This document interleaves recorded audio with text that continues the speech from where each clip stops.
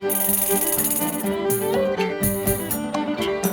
down to the cornfield to pick a mess of beans. Along come the bell cow a-pecking at the green. Oh, the bell cow, catch her by the tail. Oh, the bell cow, milk her in the pail.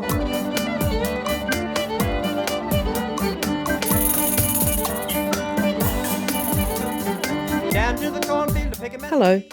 I'm Sally Swartz. This is Catch by the Tail, and today we're celebrating the trombone in a few different ways. First of all, with a very special guest. Here she is. Hi, my name is Zoe. I'm 12 years old and I play the trombone.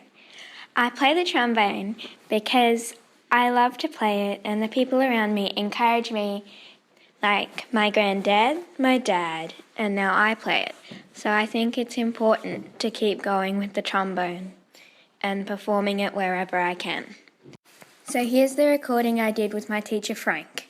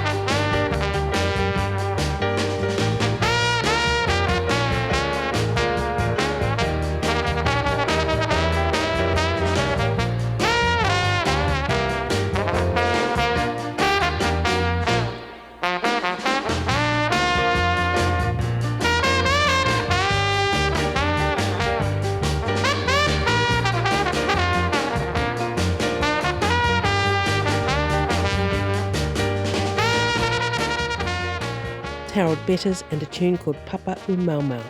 And big thanks to Zoe, who we heard before that, playing Danny Boy beautifully.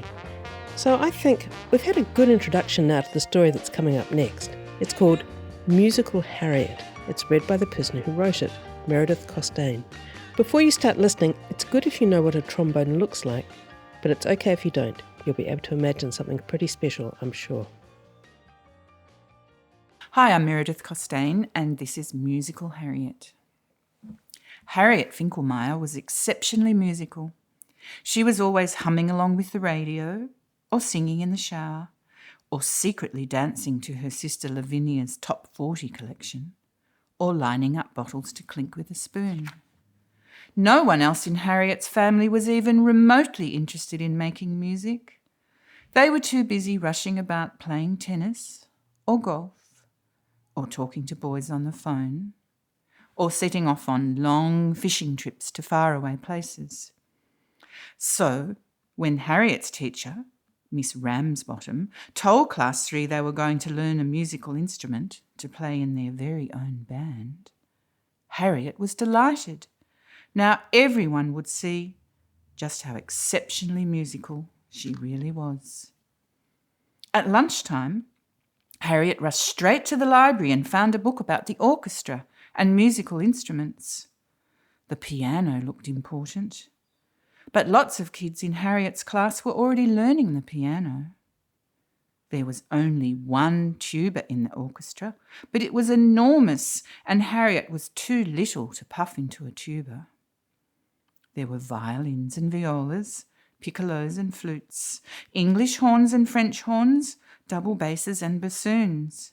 Which one would she choose? "What are you doing?" asked Harriet's classmates, Janie and Jennifer. "Choosing my instrument," said Harriet, "for the band." Janie and Jennifer looked at each other and giggled. "Why are you laughing?" asked Harriet. "You'll see," chorused Janie and Jennifer, and whispering and sniggering loudly, they took their books to the librarian to be stamped. "Just wait till music class," thought Harriet. "Then everyone will see just how exceptionally musical I really am." Harriet took her lunch and the book to the far corner of the playground.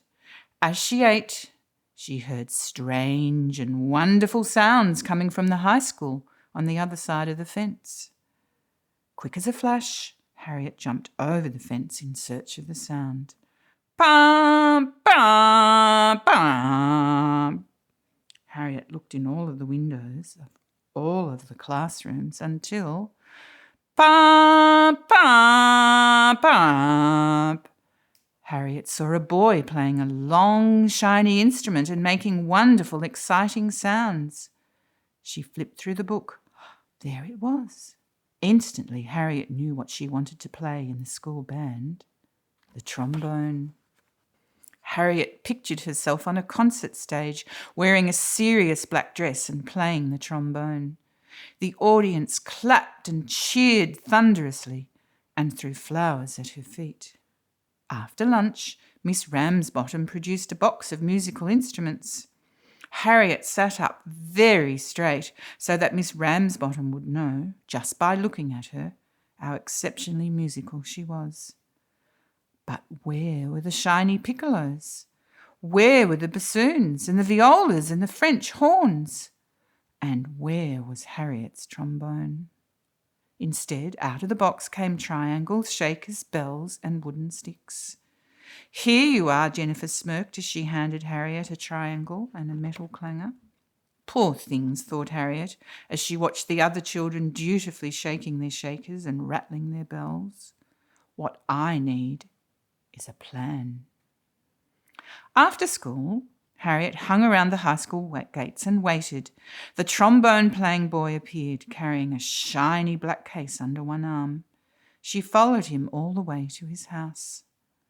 Moments later, a large, shaggy dog burst through the door and dragged the boy across the street, along the footpath, and into the park. Besides being exceptionally musical, Harriet was also exceptionally good at walking large, shaggy dogs. The Finkelmeyer family had 4 of them. As she watched the enormous dog drag the boy around the park 3 times, a plan formed in her mind. The next day, when the boy arrived at the park, Harriet was ready. When the boy and his dog raced past, Harriet's dogs didn't bat an eyelid. When the boy begged and pleaded with his dogs to stop chasing a poodle, Harriet's dog sat perfectly still. And when the boy's dog made a flying leap and landed in the middle of Harriet's dogs, the boy gave up. "Hi, I'm Marvin," he said. "Will you teach me how to train my dog Byron to behave like your dogs?" Harriet smiled a secret smile. "Of course," she answered, "if you will teach me how to play the trombone." The next afternoon, Harriet taught Byron to sit and lie down and roll over and play dead.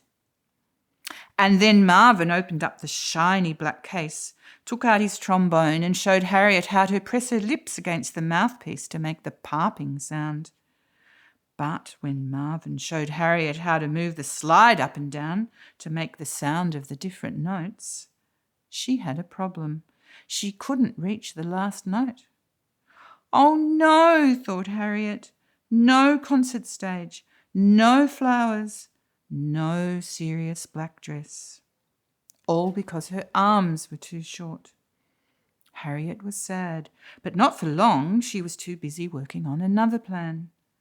That night after dinner, Harriet took 2 large rocks from the garden into her room. She measured her arms, then put on her pyjamas and climbed into bed with a rock in each hand. Harriet dreamt of concert stages and serious black dresses. In the morning, she carefully measured her arms. No change.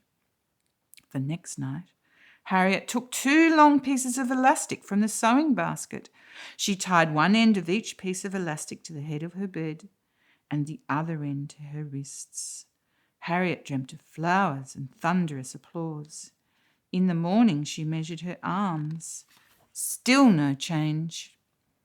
Harriet shrugged in disgust, but very soon another plan formed in her mind. She raced out the door and over to Marvin's place. "Quick, Marvin," she called. "Bring your dog and his lead and a long, strong rope, and don't forget your trombone." Harriet stood very still while Marvin used the long, strong rope to tie her to a tree. She held Byron's lead tightly and waited. A poodle ran past. Byron didn't bat an eyelid. Marvin ran past calling Byron. Byron sat perfectly still. On a command from Harriet, her 4 dogs took a flying leap and landed right on top of Byron. Byron just wagged his tail. "It's no use, Marvin. Your dog is too well trained now to run away and stretch my arms. I'll never be able to play the trombone." Marvin smiled a secret smile. He crouched down, whipped the shoelace out of his sneaker and waved it triumphantly at Harriet. "Sure you will, Harriet. Just watch this." Marvin carefully attached one end of his shoelace to the slide and the other end to Harriet's wrist. "When you want to reach that last note," explained Marvin, "give the shoelace a good flick. Then pull it to bring the slide back up again." Harriet flicked.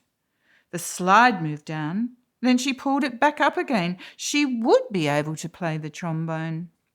Harriet's music lessons began in earnest. She practiced parping and paraping long into the night.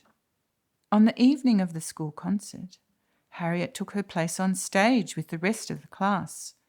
"No thanks," said Harriet when Janey handed her a triangle. "I've brought my own." Miss Ramsbottom rapped the top of her music stand. "Class 3 will now play Morning Sunrise," she announced. 20 pairs of hands shook shakers, rattled bells, clapped sticks and clanged triangles. But from the back row came a delicious parping sound. Morning Sunrise finished.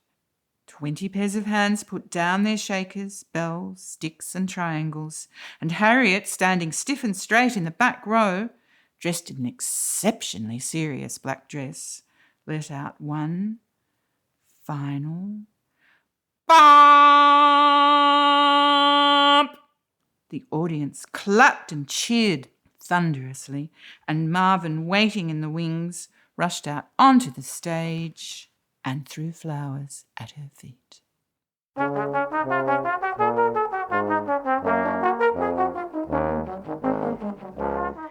Meredith Costain, and that book has very funny pictures by Craig Smith that really help tell the story.